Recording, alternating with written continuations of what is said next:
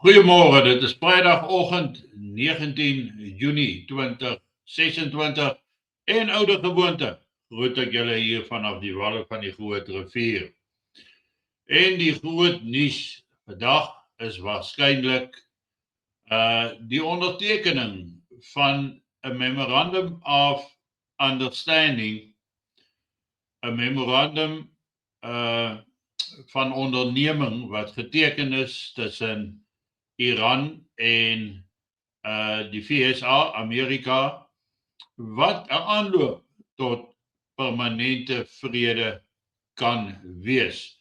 So kom ons kyk heel eers na wat het gebeur. Nou, dit was 'n historiese moment volgens president Donald Trump, wat dit in Versailles tydens die G7-beraad waaroor ons nou die dag gepraat het hulle dit onderteken, of hy het dit onderteken. The Memorandum of Understanding is official, no more nukes, straight reopened, and number 47, getting it done at the world stage. En dan kyk ons net na die ondertekening daarvan. Daar kan julle sien, teken Donald Trump die Memorandum of Understanding, waardeur daar op hierdie stadium vrede verklaar word.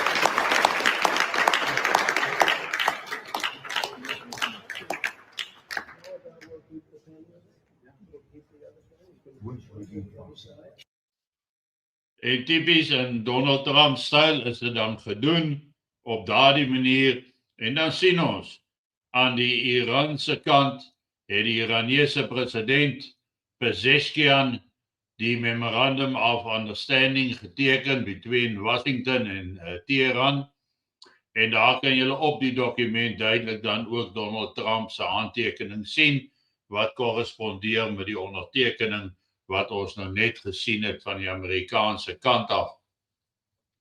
Daar is natuurlik onmiddellik geweldig baie reaksie van oor die hele wêreld, waar gewone mense dit eintlik verwelkom dat dit gebeur. Die oliepryse reeds geval na $70 'n vat toe, wat die lewe vir die wêreld meer verdraagsaam sal maak. Moet ons besef dat daar groter dinge op die spel is ook. Baie van die, kom ons sê, die warmongers in Washington, onder andere Ted Cruz, het baie kommentaar te lewer en keer glad nie hierdie ondertekening van die Memorandum of Understanding goed nie, en dan Israel keer dit ook nie goed nie. Punt van die saak is, dit is geteken, en in die proses het daar 'n paar goed gebeur. So ek gaan nou 'n klip speel van Susan Kokunda, en luister baie mooi, want hierdie vrou ken haar storie en maak gewoonlik 'n mens se oë makliker oop. Luister gerus. The empire's own central banker just told you that NATO is not really the operative factor. And the G7, which was supposed to be the crown jewel of the post-war order, he calls it the G whatever. When Mark Carney is this dismissive of his own institutions, the obituary has already been written. And then watch what the G7 produced this week. A joint declaration pledging to bolster Ukraine's military and tighten the screws on Russia. And yes, Donald Trump signed it. The headlines called it unity. Let me tell you what it really is. It's a bill, and it's not addressed to the United States. Under Donald Trump, the United States is not funding Ukraine. When arms go to Kiev, the Europeans buy them, and the Europeans pay for them, and the Europeans deliver them. So when the G7 pledges to bolster Ukraine's military, what they're really pledging is European money. And the question that nobody seemed to ask at Avian is whether Europe has any left. And it doesn't. And we know that because the empire told on itself just days before the summit. The man in charge of Britain's military, Defense Secretary John Healey, quit. Not over a scandal, but over money. He resigned because his own government refused to fund the British armed forces at the level needed. His armed forces minister walked out the door right behind him. The UK's Parliamentary Defence Committee called it a grave moment. So let that sink in. The empire that lectures the world about defending Ukraine and standing firm against Russia. Its defense secretary resigned because Britain can no longer afford to defend itself. And that's who just pledged to arm Kiev. A broke empire, signing a check it can't cash. And that, not the war and not the weapons, is what has Mark Carney terrified. So listen to his real complaint. The line everybody quoted, but almost nobody understood. The post-Cold War world of rules-based order is breaking down. Multilateral institutions have weakened. Economic integration, from which we have benefited, is being weaponized. The international trading system, which we've relied upon for decades, is under threat. Breaking down, weakened, disappearing. Look at that. It isn't a list of armies or alliances. It's a list of the economic machinery, the multilateral institutions, the free trade system, the financial architecture. That's a banker's eulogy. And he's reading it because the thing that machinery was built to do, keep nations dependent, indebted, and controlled by the empire, is coming apart. Why?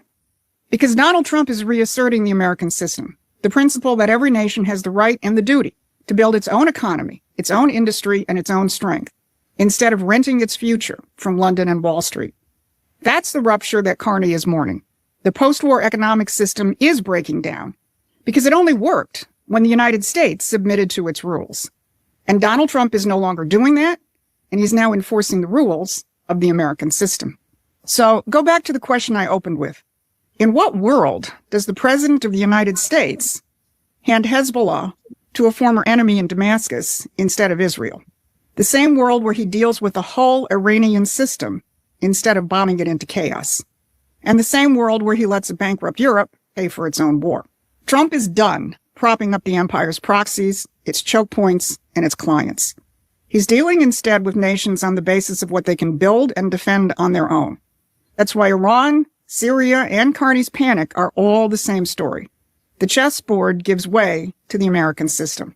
Carney calls it a rupture, Donald Trump calls it a golden age, and we call it the future.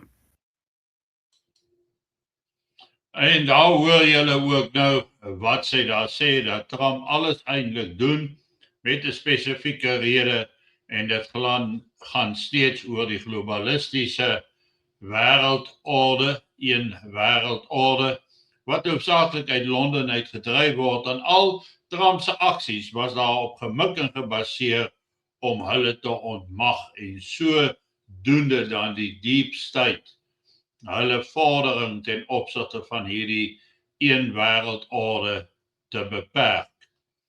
So Brittanje, wat die grootste oorlogstoker is, hiervan 2022 af teen Rusland, is die land wat nie geld het nie. En die realiteite is dat die G7, al pledge hulle hulp en ondersteuning aan Kiev, het nie geld om dit deur te druk nie.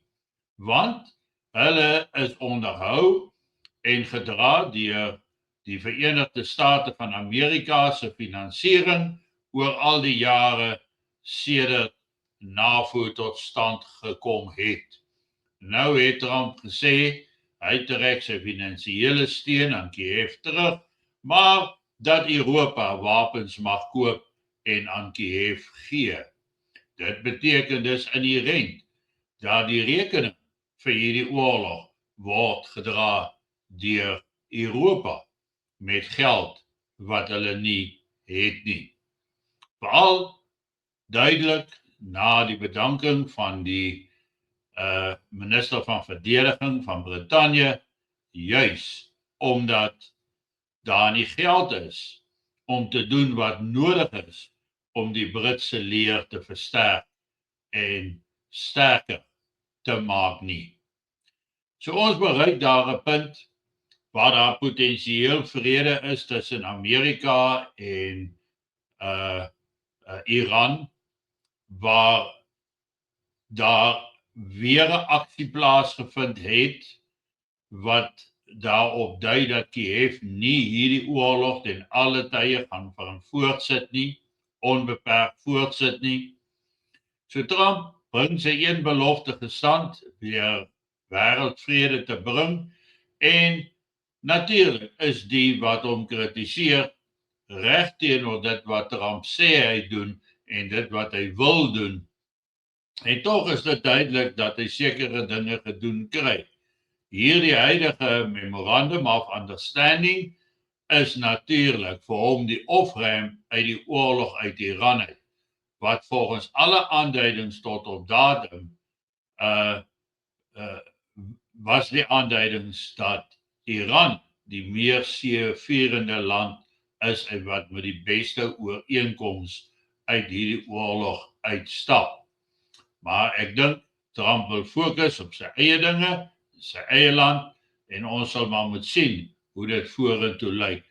Wat se provokasie optredes na vore gaan kom, wie andersins in enige oorlog betrokke gekry gaan word, ingesleep word, maar ek dink Amerika het sy ofrem in die Midde-Ooste gevind waarna hulle so onverpoos gesoek het. Geniet vanoggend jou kondensmelk koffie en ja, geniet die naweek en ek is dan maandagoggend terug by julle. Mooi loop, lekker naweek.